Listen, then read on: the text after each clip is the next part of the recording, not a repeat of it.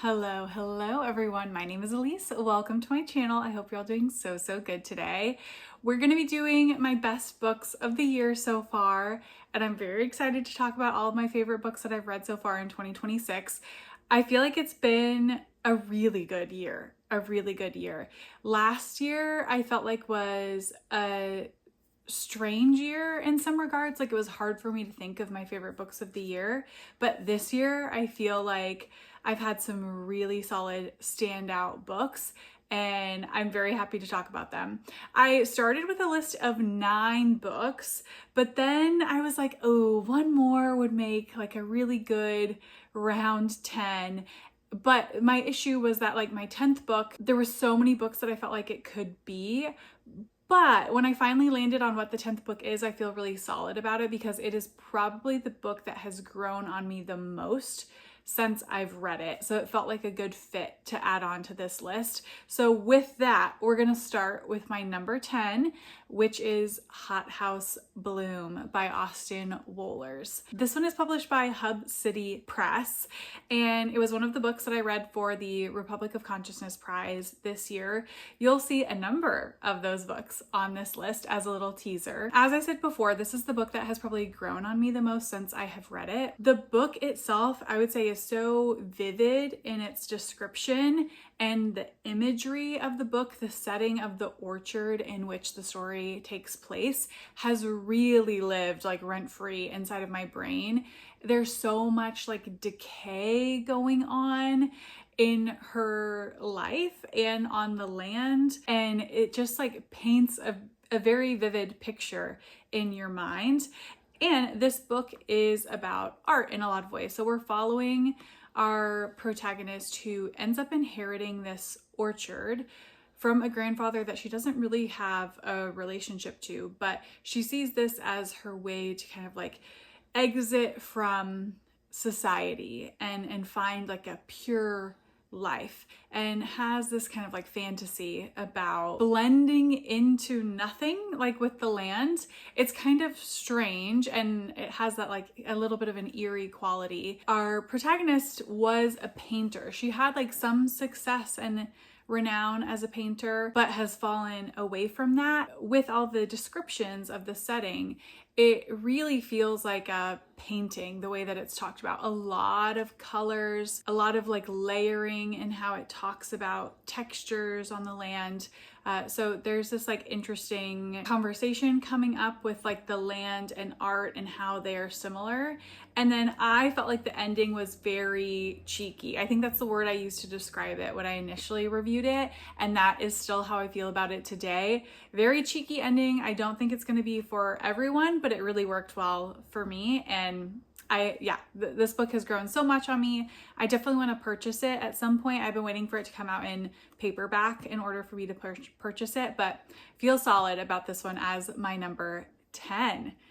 Now on to number 9. This is one that I read fairly recently, and I've been wanting to read it for a while. It has a beautiful cover, and that is Lost in the Garden by Adam S. Leslie. This is published by Dead Ink. It is a pretty thick novel. It's over 400 pages, and I said in my recent review of it that it's kind of like a zombie novel, but a very like hippie-ish zombie novel. It has a lot of qualities that I would think people would associate with Midsummer. So it's got this fever dream-like quality to it, and we're following 3 young adult women. They're all very distinct in their personalities and a little bit like quirky in some ways. And the story really propels itself forward when they all decide that they're going to take a trip to Almondby. And the novel in the beginning does a really good job of building up this idea that you never go to Almondby. You don't know why, but everyone says you never go there. They 3 are all going there for their own reasons that are all distinct from one another. And we get this journey of them going to Almondby and seeing what happens. Again, this is like a very fever dream-like book, but I think it's unique in that a lot of fever dream books I feel like are really short. This one is very prolonged. So you are staying in a disoriented state as the reader for a very long period of time. And I think this book is trying to talk a lot about like coming of age and the like fever dream messy quality of coming of age and being a young adult who now has all these decisions in front of you that can have serious consequences on your life and other people's lives, but still really not having all of the faculties and wherewithal to make sound decisions. And we see a lot of messy decisions and messy consequences along the way. Each of the three female characters are trying to figure out their own moral compass. They make morally complex, morally gray decisions along the way. And then the other thing I think this book is doing really interestingly is talking about how people can very quickly adapt and get used to, almost like become desensitized to horrible things that are happening in the world.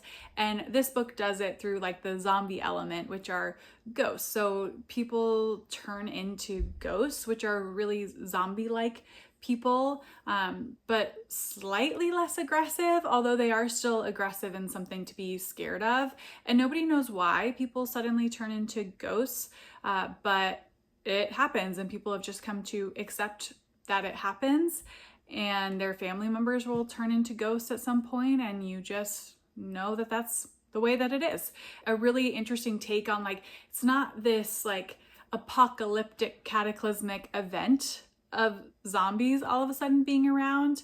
People just accept it and go about their everyday lives, and how that's kind of like horrific in its own way. So really, really smart summer horror novel. I would highly recommend reading it in peak summer, but I loved it. I loved the reading experience. It was so unique. So that is my number 9. Number 10, also a book I've read fairly recently, is Lookout by Christine Byl. This is from A Strange Object, which is an imprint of Deep Vellum. And this is the first book that they ever sent me for my subscription with them. And I'm still unclear if they send it as everyone's first book because it is a backlisted title, or if it just, I happened to join on the month that they were sending it out. I hope that they send it to everyone because it is such a fantastic book, and really a book that I think a lot of people can get something out of it. So this book is a dual coming of age novel following Cody, who's the youngest daughter, and Josiah, the father of the Kinsler family. We get all of the family's perspectives, plus a lot of other perspectives in the town and their family members. But the two people that the story really orbits around is Cody and Josiah. They have a very deep, unique bond to one another.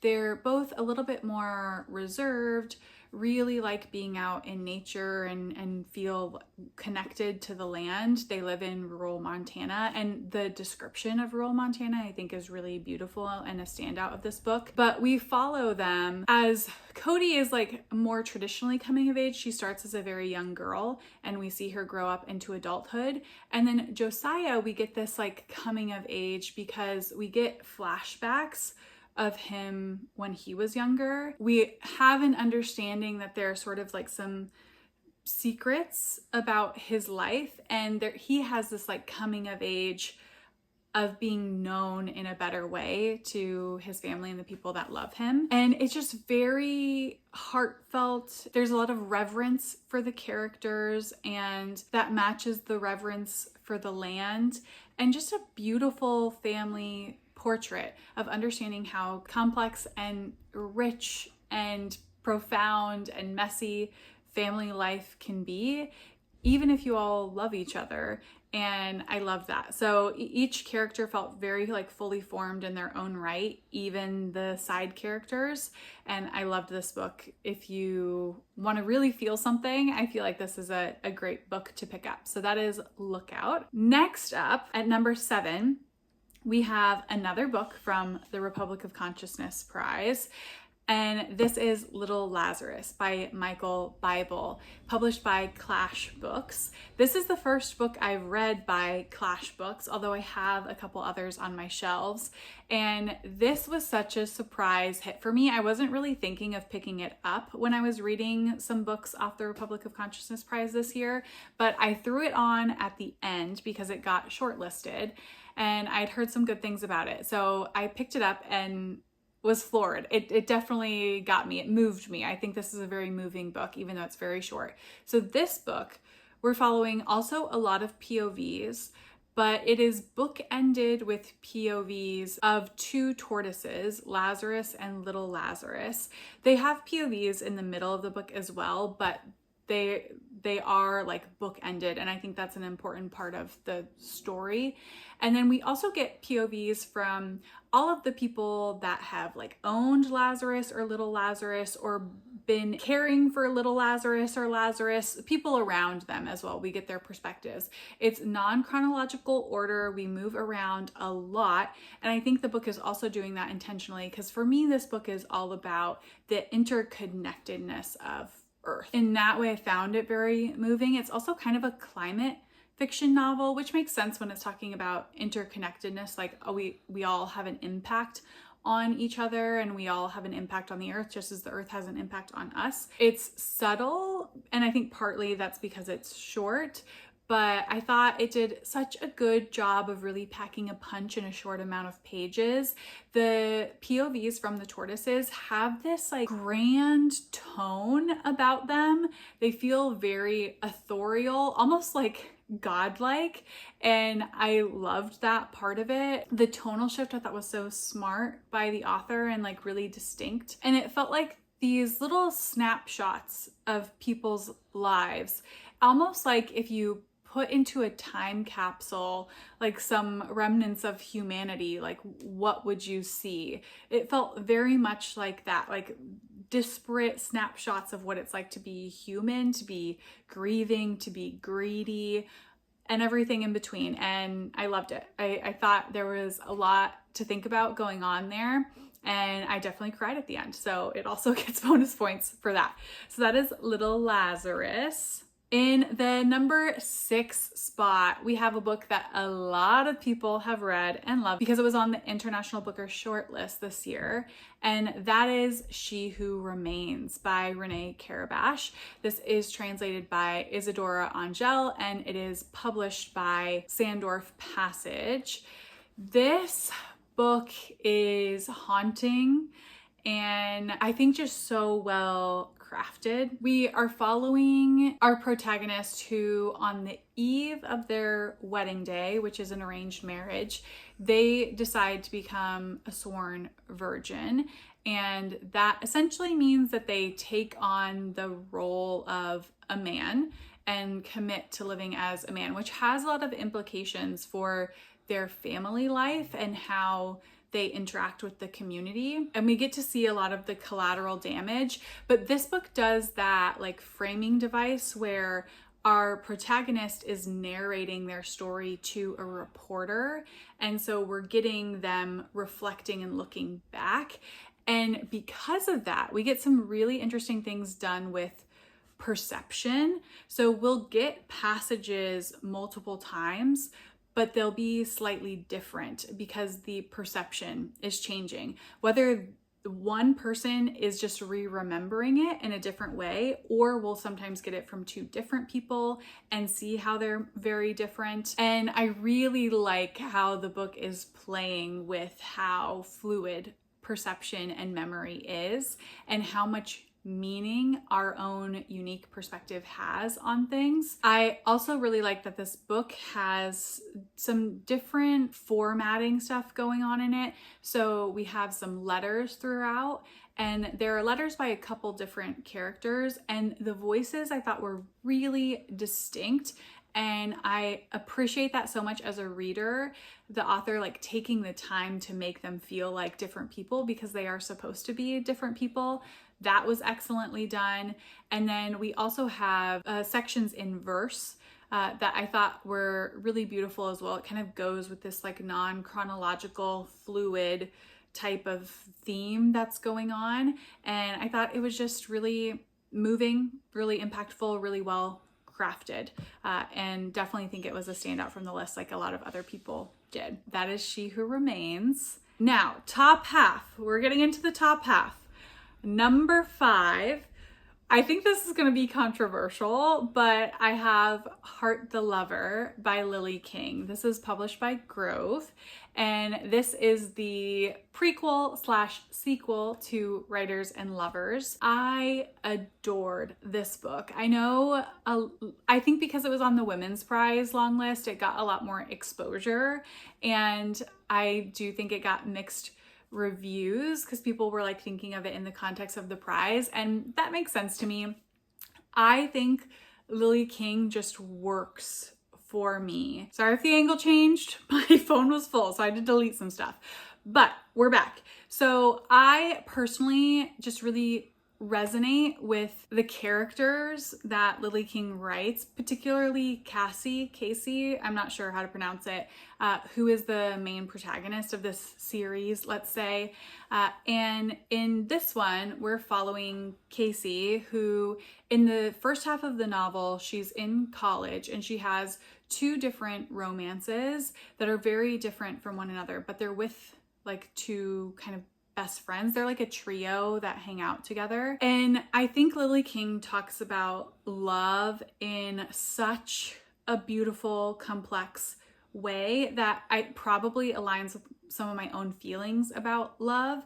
And that's why I connect to it a lot. I can see other people feeling like she doesn't feel like real. I totally get other people's perspective of that. To me, she feels very real because it's something more that I can like personally connect with. I think she does a really good job of showing how different these relationships are and how messy love can be. She does that beautifully. I don't want to spoil what happens with the relationships, but I think what does happen with them is very important to the story. And if you want to talk about that more with me in the comments, I would love to talk about it more with you because I think it's genius. And then the second half of the novel is taking place much later in their lives, like I think like 20 or 30 years later, something like that. That section of the book is a lot about reflecting back on our life when we're younger and how the choices we made have led us to this point, and kind of like seeing this butterfly effect of life. Also respecting these relationships, formative relationships that we have when we're young, and understanding how beautiful they can be to have someone witness your life when you're forming into a person. Just really lovely. It's exactly the type of like sappy stuff that I like. It feels sappy in a kind of grittier way for me, and I love that shit. So I'm here for it. I don't think you need to read Writers and Lovers in order to read this book. If you want to, I would say I would recommend that. Like, why not if you want to read Writers and Lovers as well? But I actually think that Heart the Lover makes Writers and Lovers better, but Writers and Lovers does not necessarily make Heart the Lover better, if that makes any sense. So yeah, Heart the Lover, loved it. It has my heart, and it's definitely worth being in my top 5 of the year. Next up, we have Bluff in at number 4. This is by Danez Smith, and it's published by Grey Wolf. This is a poetry collection, and I have read all of Danez Smith's other poetry collections, and this I think is by far their best one. They also write poetry that I think people who don't read a lot of poetry can still get a lot out of. And I would say this poetry follows similar themes that he writes about, honestly, in all of them, which is they write about being Black. They write a lot about their mother. And this one, they're also writing a lot about the Black Lives Matter movement and the COVID pandemic. So those are kind of some of the themes that are going on. But they have this way about discussing pain that feels so relatable, and I think that's definitely a standout of their writing, and it's present in this work as well. So loved it. Would highly recommend if you're wanting to pick up a poetry book this year. In number 3, we have a short story collection. I think the only short story collection on here, and that is Small Scale Sinners by Mahreen. Sohail. This is by A Public Space Books. Also from the Republic of Consciousness Prize. That's 3 that we've had already on my best books of the year so far. This short story collection just really tapped into something emotionally for me, and that will always give it some staying power. This book talks about, like in the blurb, it talks about it being a collection of stories centered around this question of how do you know if you're a good person? And it is talking about that. And I think there's a lot to be uncovered around that. And also for me, what moved me so deeply is the way that this book talks about familial relationships and connections in all different directions. So relationships with your parents, with your siblings, with your children, your grandparents, what it's like to move away from your family, like move to a different country or a different state, what it's like to feel like a black sheep in your family. And I just thought it voiced things that I have felt about my own experience with my family in such an articulate way. It made me feel seen, which is a great thing about literature.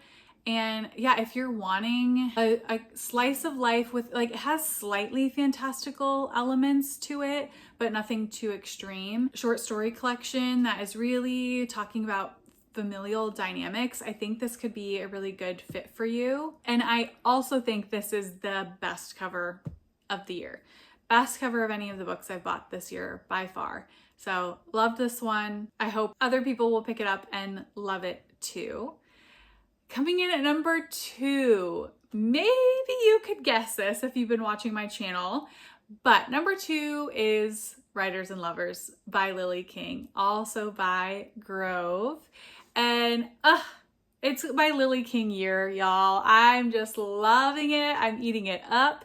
And I do think I like Writers and Lovers slightly better than Heart the Lover. But the reason why they're both in my top 10, at least so far, is it really is about the character, right? The character of Cassie, I'm gonna go with again. So it's really about her character. I think she is such a fabulously drawn up character. In this book, we're getting a lot about her experience being a struggling writer. She knows she wants to write. She thinks she has the talent to do it, but she just can't seem to get her shit together so she can write. She's also a waitress at the time. I think it does a really good job of showing that, like, push and pull in a lot of different directions when you're a young adult and trying to figure out your life. And in that phase of life where it's like late 20s, early 30s, where your friend group can be so like drastically disparate from one another. So you can have friends who are having kids and very settled, and then you have people like Casey who are struggling to pay rent and in a ton of debt and living in someone's shed, right? Like there's this phase of life I think really stretches friendships in a lot of ways. I think this book does a really good job of talking about that specifically around class. What happens when your friendships start to shift into different classes and how do you navigate that as a friend group? It's something that I think a lot about on my own, and I think this book does a really good job of subtly weaving that in. And then this book also does have some relationships as well. Similarly, there's kind of like 2 relationships that Casey is having, and in some ways they kind of metaphorically represent different paths that she could take. One is a much more settled path and one is a much more creative, risky path. It's not heavy-handed by any means, but I think you are kind of meant to imply that that's some of what she's choosing between. And I just loved her. Like, I find these characters every year that I just want to be inside their heads, and I don't really care what the book is about. I just want to see what they're thinking and feeling and doing next. And this series is definitely one of those characters for me. I absolutely adored it. I will be trying to read some more Lily King this year, but I'll definitely be reading more in the future because she has a decent backlist for me to be getting to. So that is Writers and Lovers. And then we have my number 1 spot, at least so far in 2026. If you've been watching my channel this year, there's no doubt you know what this is going to be, because every time I've talked about it, I've said, I don't understand how a book is going to beat this year for me. And that is The Remembered Soldier by Anjet, Daanje, translated by David McKay and published by New Vessel Press. Oh, this book, it has my heart, y'all. I think I've also said before, like, even if I had read this last year, it would have been my favorite book of last year. Oh my gosh, what to say about it? I could gush about it. The premise, if you don't already know, is we're following, in the beginning, he goes by Noon Akam, and he is a soldier that has amnesia after his time in the Great War, so World War I. We're in Belgium. We have a series of women who come into this asylum to meet with him to see if he is their husband, because lots of people's husbands have gone missing from the war. And we get this woman who finally comes in and says, yes, that is my husband. And so he goes home with her, even though he doesn't remember anything. We get their story together, and this book is just so spectacularly written. There's so many layers to the themes, and I really love when a book integrates the themes in several different ways, and I feel like Anjet, Daanje does that really, really well in this book.